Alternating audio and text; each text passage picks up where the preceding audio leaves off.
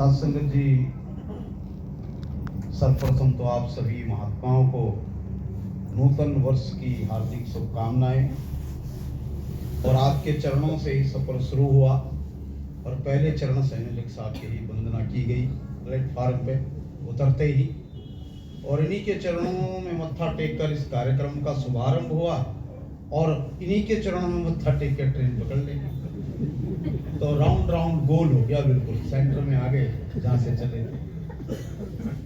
और ये सत्संग भी आज अगर पहली तारीख को किसी को तनख्वाह मिल जाए और साथ में बोनस भी तो बड़ा आनंद आ जाता है, तो पूरा महीना मजे में कटता है। और हमें संगत तो आज सुबह 7 बजे मिल गई थी, पहली दूसरी दिन में मिली और ये तीसरी है। प्रोग्राम एक ही था, बोनस डबल है। और एक बहुत सुंदर महात्मा बात कहते कि एक बार ना एक दूध वाला घर में आता था दूध देने के लिए, तो एक बहन दूध लेने हमेशा जाती है और दुकानदार दूध वाला उनको जैसे 2 लीटर दूध देता और थोड़ा सा दूध अलग से देता, ये रूंगा है, ऊपर से डाल देता कि ये हमारी तरफ से रूंगा है। अब एक दिन उन्हें दूध नहीं चाहिए था, काफी दिन बाद कुछ काम कहीं जाना होगा, दूध चाहिए भी था, फिर भी पहुंच गई। उन्होंने कहा जी दूध लो बेटा। कह रही दूध आज नहीं लेना है, सिर्फ रूंगा लेने आई। तो उन्होंने कहा कि क्षमा करें, रूंगा तो उसी को मिलता है जो सामान लेता है, फ्री का रूंगा नहीं मिलता है। तो ये जो संसार की खुशियां है ये तो निरंकार के साथ रूंगे में मिलती है, मांगनी नहीं पड़ती है, अपने आप मिलती है। पर अगर कोई चाहिए कि संसार की खुशियां ही ले ले, निरंकार को छोड़ दे, तो फिर रूंगा नहीं मिला करता। और अगर मिल भी गया तो वो मेरे लिए कैसे होगा ये मुझे भी। इसलिए संत जन महापुरुष निरंतर प्रभु बंदगी में आनंद लेते हैं। मॉर्निंग संगत, दिन का समागम, अब इस रूप में आपके चरणों में आशीर्वाद देने का ये मौका मिला है। और अभी महात्मा कह रहे थे हर घड़ी ऐसी बात होती नहीं, रोज रहमत की बरसात होती नहीं, यूं तो बरसती है कई बदलियां, स्वाति बूंदों की बरसात होती नहीं। तो गुरु सिख हमेशा चातक की तरह प्यासा रहता है। बहुत सुंदर भागवत में एक कथा आती है महाराज पृथु की, जिनके कारण इस पृथ्वी का नाम पृथ्वी पड़ा। राजा पृथु जब भगवान प्रसन्न होकर उनसे कहते हैं कि बोलो क्या चाहिए, तो उन्होंने जो मांगा वो सुनने में बड़ा आश्चर्य। भगवान ने कहा पृथु जी आपको क्या चाहिए? तो उन्होंने कहा भगवान मुझे 10,000 कान दे दो। 10,000 कान का आप करोगे क्या? कि 2 कान से मुझे सत्संग की कथा पूर्ण नहीं होती, इसलिए मैं 10,000 कान से आपकी चर्चा सुनना चाहता हूँ। और यही भगवान से मां पार्वती से कह रहे हैं कि जो कान कभी परमात्मा की चर्चा से अगाते नहीं है, जो आंख संतों की दर्शन से कभी तृप्त नहीं होती, ऐसे हृदय में ही परमात्मा विराजमान होते हैं। जो आंख और जो कान निरंतर प्रभु बंदगी में लगे रहते हैं, जो हमेशा तुम्हारी कथा सुनने को आतुर हो। महात्मा वाल्मीकि कह रहे हैं प्रभु ऐसे हृदय में आप मां सीता और लक्ष्मण सहित विराजमान हो जाए,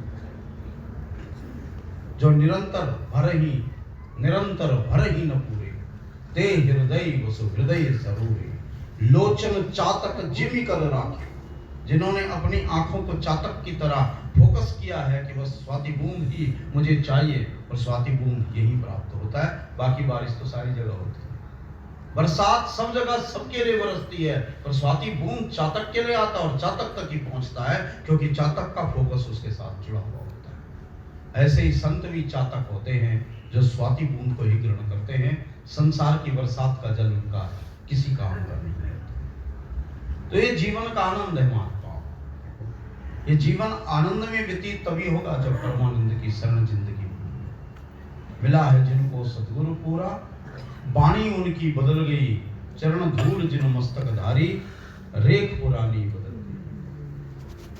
और परमात्मा कोई सामान नहीं है कि हम गुरु के पास आए, परमात्मा ले लें और घर बैठ जाए।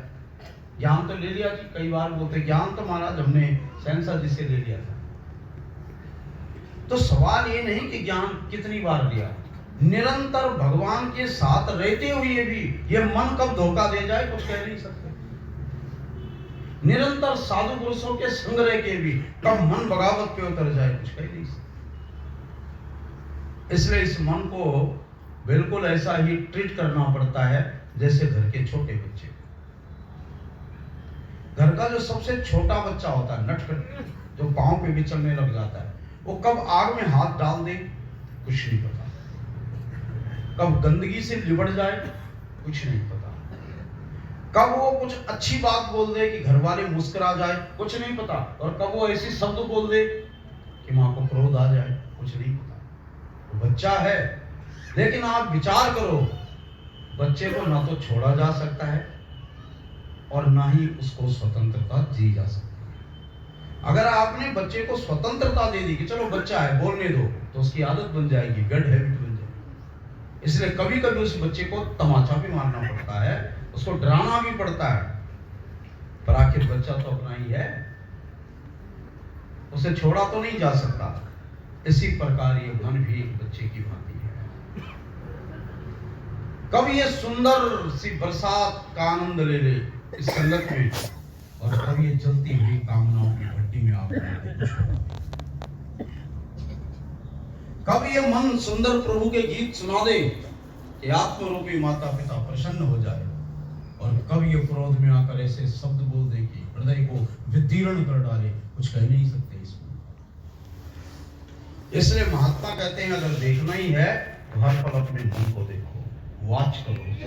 साक्षी भाव का मतलब है अपने आप को देखना। 3 शब्द महात्माओं ने दिए हैं। एक है दर्शक, दर्शक का मतलब भी होता है देखने वाला। एक है दृष्टा, दृष्टा का मतलब भी होता है देखने वाला। एक है साक्षी, साक्षी का मतलब भी होता है देखने वाला। साक्षी अभी हमारे ज्ञान प्रचारक महात्मा साक्षी का उदाहरण देकर गए कि एक ऊपर बैठा हुआ है, नीचे पंछी, ऊपर जो बैठा उसमें कोई हलचल नहीं, शांत सचवत, वो साक्षी वाला अभी आएगा। पहले आए दर्शक। दर्शक किसे कहते हैं? दर्शक के लिए आपको देखने के लिए सामने कुछ चाहिए, प्रोजेक्टर कुछ सामने हो तो हम दर्शक बन सकते हैं। दर्शक मतलब कोई दूसरा चाहिए जिसे मैं देखूं, कोई फिल्म चाहिए, कोई किला चाहिए जैसा अभी हम देख के आए, कोई मेला चाहिए, और कोई तो किसी को तो देखने के लिए मेला नहीं झमेला चाहिए। संसार है भाई, मेले में मजा नहीं आता उसे, तो झमेले में मजा आता। 4 बजे ही पी के आ गया, फिर झमेले ही झमेले। तो इसलिए कहने का तात्पर्य ये है कि दर्शक वो है जो दूसरे पर केंद्रित है, और जब तक हम दूसरे को देख रहे हैं तब तक हम दर्शक ही हैं, चाहे संगत में ही क्यों ना हो। वो माता जी तो आज आई नहीं संगत में, वो महात्मा तो सेवा में पहुंचा नहीं। अब सत्संग में आया किस लिए था? आए थे हरि भजन को और ओटन लगे कपास, या आए थे प्रभु चर्चा करने के लिए और दिल में ले गए भला बहन जी को, भला भाई साहब। दिल में तो दिलदार को बिठा कर जाना था। इसलिए हम तो मैं दर्शक ही अभी दूसरों को ही देख रहा हूं। फिर घर जाए, वो महात्मा बहुत बढ़िया है, वो महात्मा ठीक नहीं है।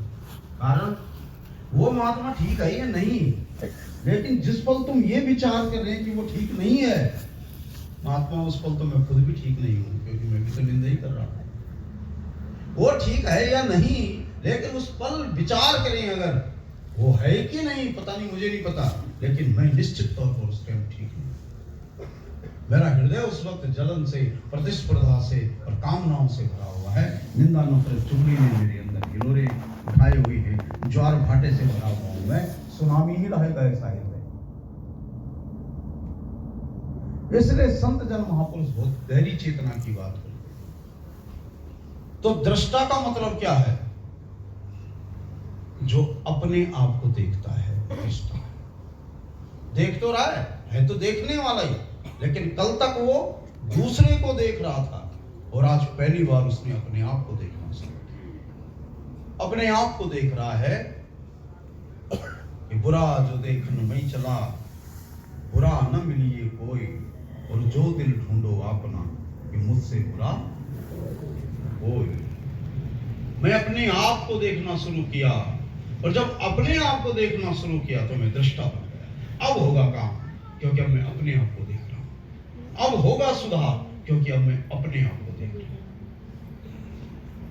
अब यात्रा अपनी तरफ बढ़ी है। अब पता लगेगा कि भाई संगत तो इतने साल से हुई, रंगत कितनी आई जीवन में।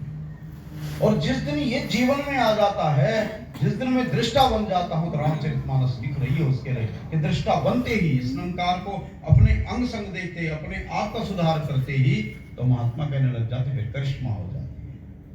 क्या करिश्मा होता है?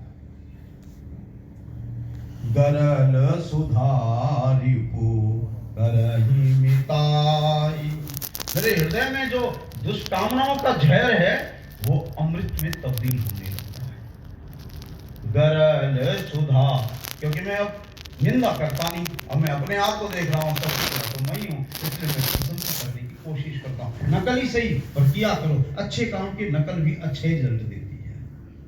महाजनों ये नगथा सपंथा, महान व्यक्तियों का अनुसरण करो।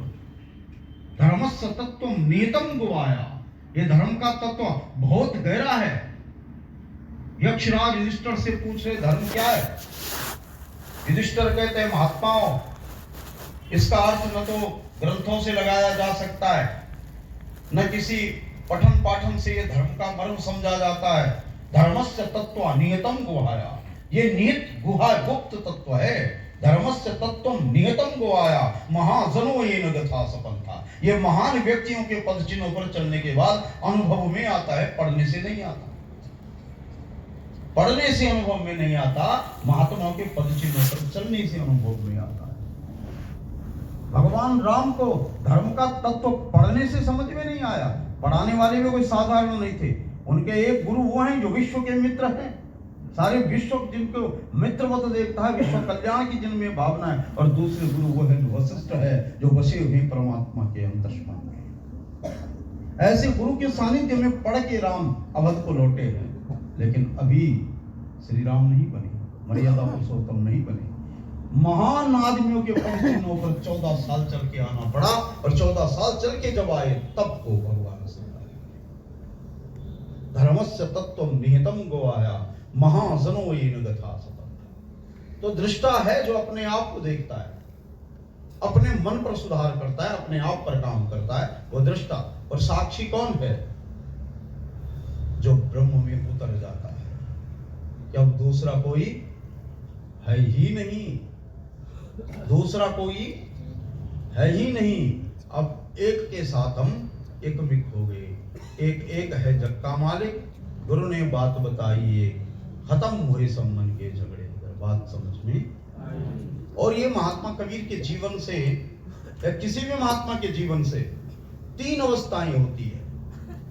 जब तक वो दर्शक थे तब तक वो क्या कह रहे थे कबीर साहब? जब तक दर्शक दृष्टि थी, देखने की दृष्टि दूसरे पर, जब तक वो दर्शक थे तब तक क्या कह रहे थे? जब तक न देखूं अपनी नैनी तब तक न मानूं गुरु। ये किसने लिखा जी? महात्मा कबीर जी ने। शब्द से ही पता लग रहा है कि अभी मिला नहीं, अभी ढूंढ रहे हैं। उन्हीं का लिखा हुआ है, मेरा लिखा हुआ नहीं, उन्हीं का लिखा हुआ है। लेकिन अपने आप ही करेंगे, जब तक न देखूं अपनी नैनी, इसका मतलब अभी देखा नहीं, तब तक न मानूं गुरु की बैनी। अभी तलाश है, अभी दर्शक है। और जब देखा तब क्या कहा? जब दृष्टा बने तब भी लिखा। बैठा पंडित पढ़े पुराण, बिन देखे का ओ कहे कागज की रेखी, और मैं कहूं अब दृष्टा बन गए। अवस्था चेंज हो गई, इनलाइटेड हो गए, ज्ञान समझ में आ गया। अपने आप को देख रहे हैं और फिर लिख रहे हैं, अपने आनंद के लिए लिख रहे हैं कि मनवा तो पंछी भय उड़ उड़ फिरे आकाश। मैं दुनिया को क्या समझाऊं, मेरा मन ही इतना चालाक कि मनवा तो पंछी भय उड़ उड़ फिरे आकाश, ऊपर से ही गिर पड़ा वो माया के पास। अब प्रोसेस चल रहा है आगे भक्ति का। और फिर जब प्रोसेस की उस अवस्था पर पहुंचे जहां साक्षी हो गए, तब क्या कह रहे हैं? अब तो चाहे चढ़े सिंहासन, चाहे सारंग पानी, राम कबीरा एक भय। अब हम दोनों एक हो गए। ये है साक्षी। अब राम अलग नहीं और मैं अलग नहीं। राम कबीरा एक भये, और कितने एक भये, कितने एक भये, कोई न सके पहचानी। अभी अंतर किसी को नजर नहीं आ रहा। राम अब मेरे हृदय से बहते हैं और मैं राम के हृदय में रहता हूं। ये एकमिक की अवस्था की बात है। ये अवस्थाएं जीवन में ज्ञान के अगले चरण की बात है। सदगुरु सच्चे पातशाह ने 3 महावाक्य बोले, और तीनों महावाक्य भी अलग अलग स्टेज पर है। हमने उन्हें बहुत बार पढ़ा, लेकिन सिंपल पढ़ा। पहला वाक्य, एक को जानो। ये किसके लिए? जिसने जाना नहीं। सीधी सीधी बात है, जानने के लिए किसको बोलेंगे? जिसने जाना नहीं। ये संसार के भी वाक्य है सदगुरु का। सदगुरु तो सबका है, किसी एक का नहीं है। सदगुरु आता है इस जग में केवल पर उपकार नहीं। सदगुरु आता है इस जग में संतों के हर। पहला वाक्य उस अवस्था के लिए है जहां बोध ही नहीं है, जहां अबोध है, अज्ञान है। भाई एक को जानो। अब एक को जाना है जिन्होंने, अब उनके लिए, यानी सीधे सीधे हमारे लिए कि जान लिया, मुबारक है जी। अब इस एक को मानो। जान के क्या करोगे अगर इसको माना नहीं? ये किसके लिए है महात्मा? ये वाक्य किसके लिए? जिन्होंने जाना है। अब इस एक को मानो। अब जिन्होंने मान भी लिया कि यही सब कुछ है, तो फिर काहे के लिए रुके हैं? फिर एक हो जाओ। और एक होने के लिए तरीका एक ही है कि तू भी रहे और मैं भी रहूं। ये गल कुछ जचती नहीं, मुझको अपनी होंद से इनकार करना पड़ेगा। पत्थर को पानी में डालो और 5 साल बाद निकालो, पत्थर जीव का क्यों? क्योंकि उसने पानी के अंदर भी अपने आप को बचा कर रखा है। उसने अपनी मैं को विसर्जित नहीं किया, इसलिए वो प्राप्ति तो कुछ नहीं करता। पानी में रहते रहते कमजोर जरूर पड़ जाता है, कोई आकर प्रहार करे तो टूट जाता है। दूसरा रुई है, उस रुई को पानी में डालो, वो पानी में ऑब्जर्व नहीं होती, पानी को अपने अंदर ले लेती है और अपना भार बढ़ा लेती है। कुछ खास उसका मूल्य नहीं होता, वो भार ही बढ़ाने का काम करता, अपना ही भार।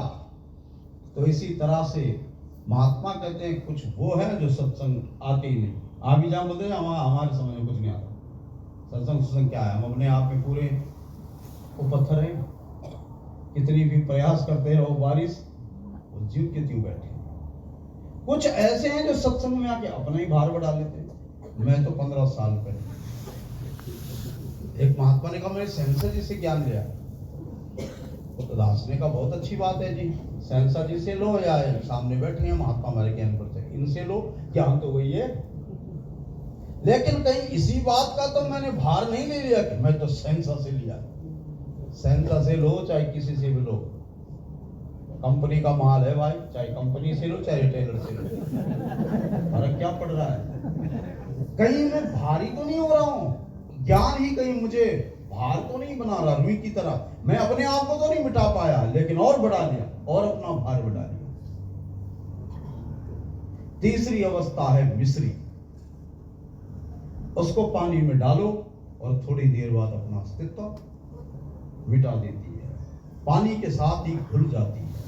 लेकिन अब कमाल देखो, पत्थर दिख रहा है पर कोई कीमत नहीं पड़ी, और रुई दिख रही है पर कोई कीमत नहीं पड़ी।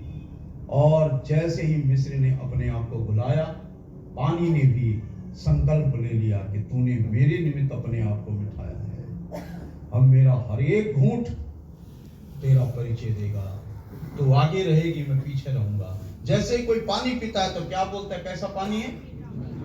तो मीठा पानी का स्वभाव है कि मिश्री का? मिश्री मिटकर भी मिटी नहीं है, क्योंकि पानी का हर घूंट फिर मिश्री का प्रचार करता है। जो गुरसिक गुरु में एकमिक हो जाता है वो मिटता नहीं है, उसका प्रचार स्वयं गुरु करता है, ये निरंकार करता है। भक्ति करे पाताल में प्रकट हो चौखंड, छुपकर भी कोई भक्ति करे गुरु उसे भी प्रकट कर देता है। इसलिए महात्मा समझाते हैं कि जो इस अवस्था में आते हैं, गरल सुधारी को करही मिताई, जहर अमृत बन जाता है और दुश्मन भी मित्रता निभाने लगता है। गरल सुधारिपु करही मिताई गौपद सिंधु। और भव सागर उसके लिए ऐसा होता जैसे गाय का खुर, इसीलिए कहते गाय की पूंछ पकड़ कर जाते हैं। गाय की पूंछ पकड़ के जाते होंगे, मेरा उस विधान से कोई भाव नहीं, पर भाव ये है कि गाय भी नाम किसका है? गाय भी नाम है संत का। गाय को संत की वृत्ति का माना गया, यानी संत की ही पूंछ पकड़ के। अब पूंछ मत ढूंढने लग जाना, पूंछ का मतलब है उसका आचरण फॉलो करो। संतत्व की शरण लेके बिना पार नहीं हो साजा। अगर कोई सीधा साधा होता ना गांव में सज्जन व्यक्ति, तो क्या बोलते हैं? बिल्कुल गांव की तरह। क्यों बोलते हैं? क्योंकि सत्य वृत्ति का नाम ही गाय है। एक संत हुआ है जिसका नाम गाय के साथ जुड़ा था, आपने पढ़ा होगा भागवत में, गौकर्ण, वो भी संत ही था, क्योंकि उसके अंदर गाय की वृत्ति थी। और उसी का भाई, वो ना गाय था ना भाई था, वो तो पूरा कसाई था, धुंधकारी। और यही तो भागवत में लिखा है कि ये दोनों आचरण हमारे सामने है, चुनाव किसका करना है। गौकर्णो पंडितो ज्ञानी, गौकर्ण पंडित है, ज्ञानी है, धर्मात्मा है। धुंधकारी महाखला, धुंधकारी महाखल है, और उसमें खल के गुण दिखाए हुए हैं। जो मदपान करे, जो परस्त्री गमन करे, जो दूसरे के धन पर आसक्त हो, जो दूसरे को लूटे, जो व्यभिचारी हो, जिसका मन साधु की संगति में ना लगता हो, जो माता पिता का अनादर करता हो, वही का नाम धुंधकारी है। अब उसी टाइम थोड़ी था, बहुत मिलते हैं आज भी समाज में। और गौकर्ण भी उसी टाइम थोड़ी था। आप सब गौकर्णी तो है जो 2-2, 3-3 संगत कर रहे हैं। आपके कान भी गाय की तरह विशाल है, तभी नहीं थक रहे। 3-3 संगतें गा गा के, नाच नाच के अपना किराया लगा कर। जो ज्ञान के साथ जुड़ी हुई वृत्ति, उसी का नाम गौ है। और गौ नाम है इंद्रियों का भी। गौ गोचर जहां लग मन जाई, सो सब माया जानहु भाई। अगर ये गौ यानी मेरी इंद्री अगर संसार में लगी है तो सब माया है, और अगर ब्रह्म में लगी है तो फिर सज्जनता है, फिर साधुता है, फिर संतत्व है। इसलिए संत जन महापुरुष निरंतर सचेतना देते हैं, इस मन की वृत्ति को ईश्वर के साथ जोड़ना ही भक्ति है। गुरु के सुर में अपने सुर भी मिल जाए तो भक्ति है। कह हरदेव की गुरु वचनों को अपनाए तो भक्ति। ये जीवन का सूत्र है। जीवन तारतम्य से जुड़ा होना चाहिए। तारतम्य कैसा? अभी हरिभजन जी सुंदर बजा रहे थे तो सब झूम रहे थे। अब अगर ये कहें कि कुड़ियाल जी आप बजाओ, तो मुझे पता है सब उठ के चले जाए, क्योंकि मुझे बजाना नहीं आता है। और अगर इस बाजे पे मुझे बजाना नहीं आता तो आप बर्दाश्त नहीं करते हैं। और अगर यहाँ इस संगीत के स्वर यहाँ भी गाने ना आए तो फिर कोई बर्दाश्त नहीं। ये जीवन भी सुरों के साथ ढला हुआ होना चाहिए। तो सुर किसके? किसके सुर? गुरुमत के सुर। आए एक उदाहरण के साथ फिर वाणी को विराम देंगे। एक बार एक गांव में ना कोई परिवार रहता था। उनके दादाजी कोई रहे होंगे, महात्मा जैसे गायक, फनकार, संगीत का नॉलेज रखने वाले। उनके घर में एक वीणा पड़ी थी, लेकिन संयोग ये हुआ कि नई जनरेशन में उस वीणा को किसी को बजाना नहीं आता था। अब वो कभी उसे अगर छेड़े सफाई करते हुए, कभी उंगली लग जाए तो शोर पैदा हो, खुद लड़ जाता। कोई आकर छेड़ ले उसे तो फिर पड़ोसी आ जाते, बंद करोगे, ये क्यों शोर मचा रहे। अब उन्हें लगा कि ये वस्तु शोर करने वाली है। तारतम्य नहीं बिठा पाए तो काम की चीज भी काम नहीं आती। वस्तुतः बहुत अच्छी चीज है, लेकिन जब लयबद्धता नहीं है, संगीत पैदा नहीं हो रहा, शोर पैदा हो रहा है। एक दिन एक कोई फकीर बाबा घर के आगे से जा रहा था। उसने कहा महात्मा कुछ दे दो। उन्होंने कहा ये आफत ले लो। यही है, रात को कभी चूहा भी फुदक जाए तो नींद उड़ जाती है। बाबा हमारे किसी काम का नहीं है, ले लो। उसकी आंखों में चमक आ गई। उसने कहा तुमने बहुत अच्छी चीज दी है। उसने कहा ले जाओ। अब वो तो महात्मा जानकार था, संगीत का मर्मज्ञ था। अब संगीत वालों को तो मौका मिले तो वहां बाद में बजते हैं सुर, पहले यहां बजते हैं। अगर यहां भूल गए तो फिर वहां भी नहीं बजेंगे, सुर यहां से निकलते अंदर से। तो महात्मा ने तो पकड़ा और जान राग छेड़ा, ऐसा मधुर संगीत कि सब अपनी छतों पे आ गए। वो भी खो गया, अगल बगल के सारे लोग खड़े हो गए, सब तालियां बजाने लगे, मिनटों तक देखते रहे। और इतनी बात पर परिवार वाले ने सोचा तो बहुत बढ़िया चीज, हमें पता ही नहीं था। उनका स्वार्थ जागा, उनका बाबा वापस दे, बहुत अच्छी चीज है। तो बाबा ने कहा भाई तुम्हारी वस्तु है, मैं क्या कर सकता हूँ, चाहिए तो मुझे थी लेकिन ले लो। अब उन्हें लगा कि अब तो हम भी बजा लेंगे। अब जहाँ उन्होंने तार छेड़ा सारे भड़क गए। हमने कहा बंद करो बाबा।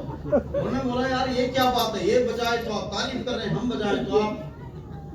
उन्होंने कहा आप बजाओ तो सही, आप बजा नहीं रहे, आप तो सिर्फ दुखा रहे हैं। बजाने से हम गुरेज नहीं है, लेकिन बजाएं तो हरभजन जी बजाए ना।